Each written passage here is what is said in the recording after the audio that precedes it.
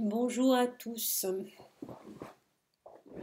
Alors, j'aimerais qu'on discute, vous et moi, de la manière dont on peut recevoir des informations, parce que lorsqu'on est en parcours d'éveil spirituel, de développement de son essence profonde, qu'on est connecté à soi et qu'on commence à repérer ces signes, ces synchronicités, ces explications qui peuvent nous parvenir de nos guides de lumière, de nos anges gardiens, lorsque l'on canalise pour certains, qu'on a ces phrases qui nous apparaissent comme étant nos pensées ou qu'on entend des informations, qu'on est clairaudient, clair-pensant, etc.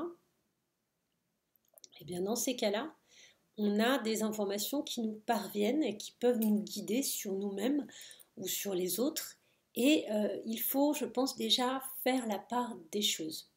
Avant d'être en équilibre de ces pensées qui sont les nôtres, de celles qui ne le sont pas, des bonnes intuitions, des moins bonnes qui sont de l'ego ou du mental, des aspirations, des souhaits, et de pouvoir trier toutes ces choses, on va revenir à la base. À la base, il y a de l'ego et de l'âme qui s'exprime. C'est-à-dire qu'on va soit être dans le cœur et avoir des pensées justes, soit on va être dans la volonté de pouvoir se prouver des choses, réussir des choses, se faire plaisir, le côté narcissique qui est un petit peu plus sombre de chaque personne et qui est le mental. Donc déjà bien distinguer ce qui peut être une information et si elle est effectivement plutôt du mental ou si elle est plutôt un message qui passe par le cœur, qui vient de notre âme. Pour cela, vous allez vous rendre compte que le vocabulaire n'est pas tout à fait le même et c'est pas forcément le mais oui tu peux ou mais non tu ne peux pas. Ça résonne pas du tout comme ça une véritable information. C'est beaucoup plus doux que ça.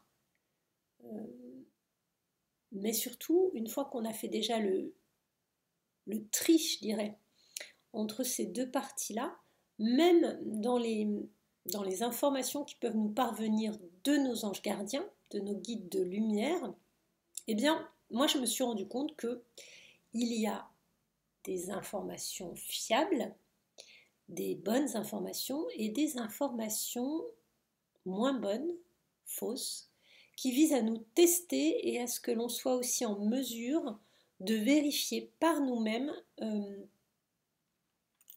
comment ça résonne. C'est-à-dire, je m'explique, lorsque vous avez une info qui vous arrive et que ça ne résonne pas pour vous, posez-vous la question. Soit vous bloquez avec le mental, là encore on retombe finalement dans un couple de fonctionnement, donc ça peut être info des guides, mais le mental bloque, ou info des guides et on est dans le cœur et on la valide, ou info des guides et on est dans le cœur, on ne la valide pas.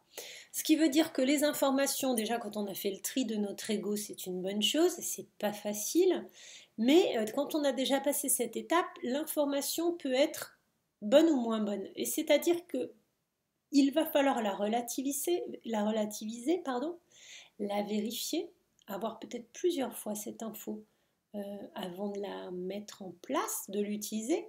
Si c'est pour vous, c'est déjà une option qui, je dirais, est entre vous et vous-même. Si ça concerne quelqu'un d'autre, avoir des informations sur quelqu'un d'autre, comme ça a pu être mon cas, méfiance. Méfiance parce que toute vérité n'est pas bonne à dire, mais surtout la personne qui est en face de vous n'est pas forcément prête à accueillir ce que vous allez lui servir pour le déjeuner.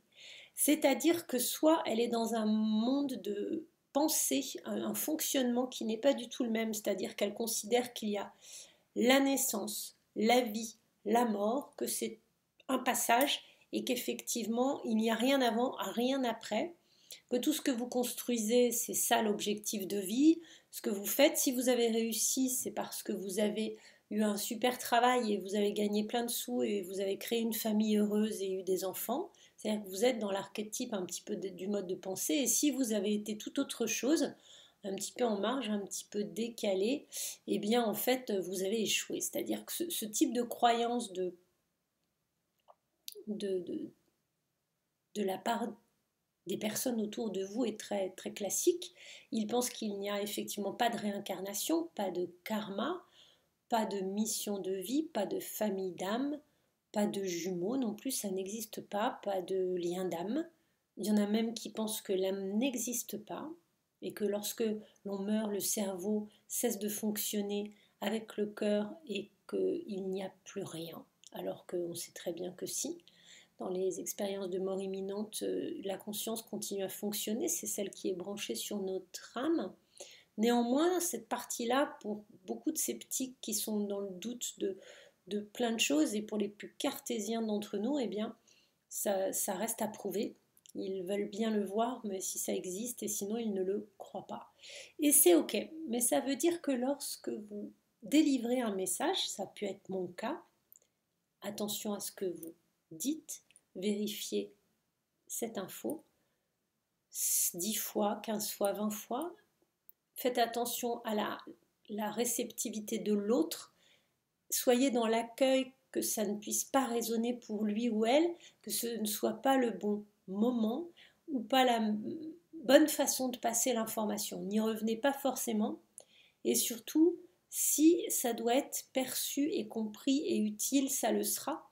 Le but n'est pas du tout de lâcher son savoir et d'être dans une espèce d'euphorie de connaître quelque chose qui a pu m'arriver au départ lorsque j'avais des infos. J'étais un petit peu comme un petit chien à qui on envoie une balle et en fait je ne savais pas bien le gérer. J'ai blessé des gens probablement et je m'en excuse en leur donnant des infos sur eux qu'ils ne me demandaient pas ou qui étaient maladroites ou qui étaient, comment dire, pas forcément utiles à ce moment-là. Après, je me suis dit, mais pourquoi on m'envoie ces infos si je ne peux pas les utiliser? Mais là encore, c'est de l'ego. C'est qu'est-ce que tu peux en comprendre, qu'est-ce que tu pourras en faire et pas forcément immédiatement. Et puis, il y a le rapport au temps. On sait que selon les polarités, plutôt yin, qui sont capables de patienter, de vérifier, voire même d'attendre et d'attendre jusqu'à se remettre en question sur le fait d'agir, eh bien, elles vont peser le pour et le contre plus facilement. Une polarité yang va foncer vers l'objectif et se demander après si c'est juste. Or, ce n'est pas la bonne posture.